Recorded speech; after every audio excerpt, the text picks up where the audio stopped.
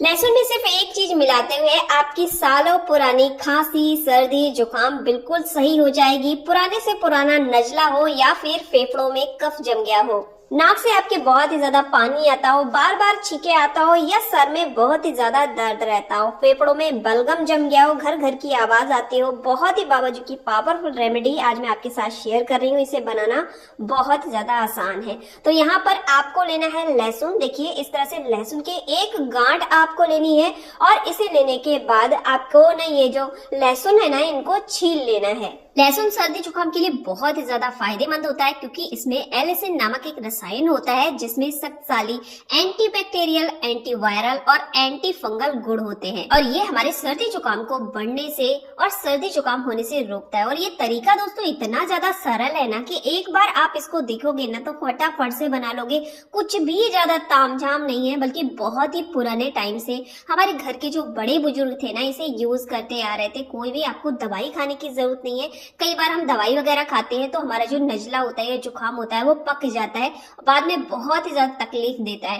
तो कोई भी गोली या फिर कोई दवाई वगैरह पीने से, सिरप वगैरह पीने से अच्छा है कि आप ना इस तरह से घरेलू नुस्खों का प्रयोग करें, क्योंकि ये जो नुस्खे होते हैं 100% सेफ होते हैं, इनका कोई भी साइड इफेक्ट नहीं होता है और बहुत ही आसानी से ये बना सकते हैं। तो यहाँ पर देखिए इसको मैंने ना अच्छे से छील लिया है। अब इसे 3 भागों में हम ना डिवाइड कर देंगे। 3 तरह की रेमेडी मैं आपके साथ शेयर करूंगी एक लहसुन से, तो तीनों में से जो भी तरीका आपको सही लगता है वो आप यूज कर लीजिएगा। अब देखिए आपको क्या करना है, ये जो लहसुन है ना, पहला जो लहसुन है मतलब जो 3 लहसुन हमने रखे थे, यहाँ पर इसको आपको लेना है और छोटे छोटे टुकड़ों में इस तरह से देखिए आपको कट कर लेना है।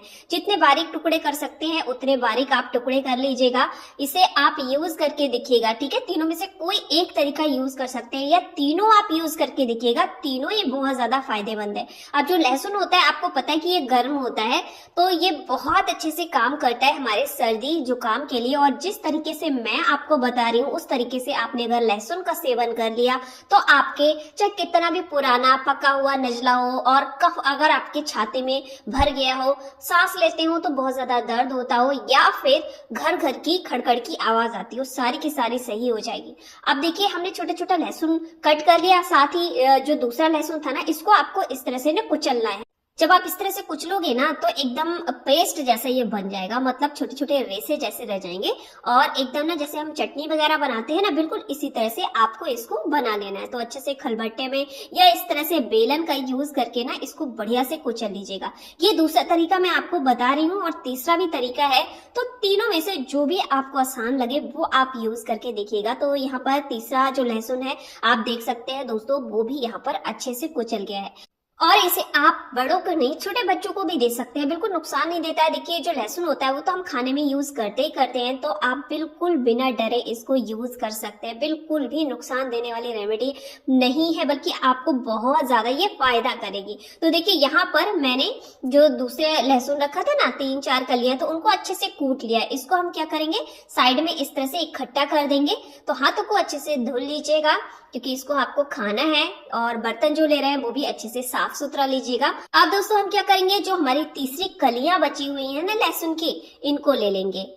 अब यहाँ पर गैस को मैंने ऑन कर लिया है और आपको एक दिया लेना है और दिए को गैस के ऊपर इस तरह से देखिए रख देना है और जो लहसुन की कलियां है ना वो आपको इस तरह से इसके अंदर डाल देनी है और हल्की हल्की धीमी आंच पर इसे आपको उलट पुलट के अच्छे से यहाँ पर ना भून लेना है। तो यहाँ पर इस तरह से आप चलाएंगे ना तो बहुत ही आसानी से भुन जाएगा। ध्यान रखिएगा इसको आपको डायरेक्ट गैस की फ्लेम पर भूनना नहीं है, इस तरह से दिए में रख के धीरे धीरे से इस तरह से चलाएंगे तो बहुत ही आसानी से, मिट्टी गर्म होने की वजह से दिए की बहुत ही इजिली ये भून जाता है। तो यहाँ पर देखिए इस तरह से मैंने 5 कलियां ली हैं। आपके पास अगर बड़ा दिया है तो आप यहाँ पर ज्यादा कलियां भी ले सकते हैं। तो यहाँ पर देखिए अच्छे से जो लहसुन है हमारा भून गया, गैस को हम बंद कर देंगे और इसको हल्का सा ठंडा हो जाने देंगे क्योंकि अभी तो ये बहुत ही ज्यादा गर्म है, इसको छू भी नहीं सकते। तो इसको मैं क्या करूंगी, इस तरह से निकाल लूंगी। तो यहाँ पर देखिए मैंने अच्छे से दिए को ठंडा कर लिया है और लहसुन हमारा अच्छा सा गुनगुना है। तो यहाँ पर इसको मैं पलट लेती हूँ एक कटोरी के अंदर। अब आप देखिए कि इसको आपको किस तरह से खाना है। अब हम जो छोटे छोटे टुकड़े काटे थे ना उसको भी इस तरह से कटोरी के अंदर हम डाल देंगे और दूसरी कटोरी में भी मैंने लहसुन को डाल दिया है। अब ये जो हमने यहाँ पर पीस के लहसुन रखा है इसको भी आपको क्या करना है, इस तरह से कटोरी के अंदर ट्रांसफर कर लेना है। ये रेमेडी आपको ना आपके बड़े बुजुर्गों से कई बार सुनने को मिल जाएगी। आपके घर में अगर आपकी दादी नानी हो तो उनसे पूछ कर देखिएगा। बहुत ही ज्यादा पुरानी रेमेडी है और बहुत ही ज्यादा फायदेमंद है। कोई भी दवाई वगैरह खाने का झंझट नहीं है, फटाफट से आप इसको तैयार कर सकते हैं। तो देखिए अब ये तीनों लहसुन को मैंने रख लिया है। अब यहाँ पर देखिए सबसे पहला तरीका देखिए तो यहाँ पर आपको लेना है सेंधा नमक। यहाँ एक चीज आपको याद रखनी है, जो सफेद नमक होता है ना उसका यूज आपको बिल्कुल भी नहीं करना है। और ये जो कलियां हमने यहाँ पर भून की रखी है ना, इसमें थोड़ा सा नमक आपको इस तरह से डाल देना है। अच्छे से इसको इस तरह से आपको ना हिला लेना है, जिससे कि जो नमक है वो अच्छे से इन कलियों के अंदर मिक्स हो जाए। ये देखिए इस तरह से आप ज्यादा भी लहसुन को भून कर किसी डब्बे में भर के रख सकते हैं। मैंने यहाँ थोड़ा सा आपको भून कर दिखाया है। पहली बार आप यूज करके देखिएगा, पहली बार में ही आपको बहुत ही गजब के फायदे होने वाले हैं।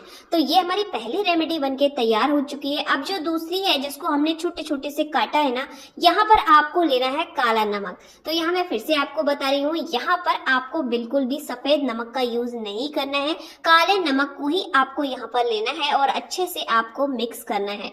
ये देखिए अब ये हमारी दूसरी रेमेडी बनके तैयार हो चुकी है। और इसी तरह से ये जो तीसरा है ना, जिसको हमने अच्छे से पीस लिया है, इसको आपको क्या करना है, किस तरह से तैयार करना है, इसमें आपको डालना है यहाँ पर शहद।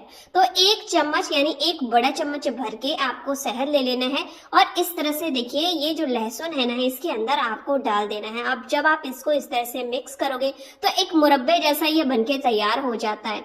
इसे भी आप ज्यादा क्वांटिटी में बनाकर रख सकते हैं और इसे यूज करने का तरीका भी मैं आपको बताऊंगी। तो ये हमारी तीसरी रेमेडी यहाँ पर बनके तैयार हो चुकी है। ये देखिए देखने में जितनी खूबसूरत है, खाने में भी दोस्तों उतनी ही ज्यादा टेस्टी लगती है। बिल्कुल भी मिर्ची इसमें नहीं लगती है, छोटे बच्चे भी बहुत ही आसानी से इसको खा सकते हैं।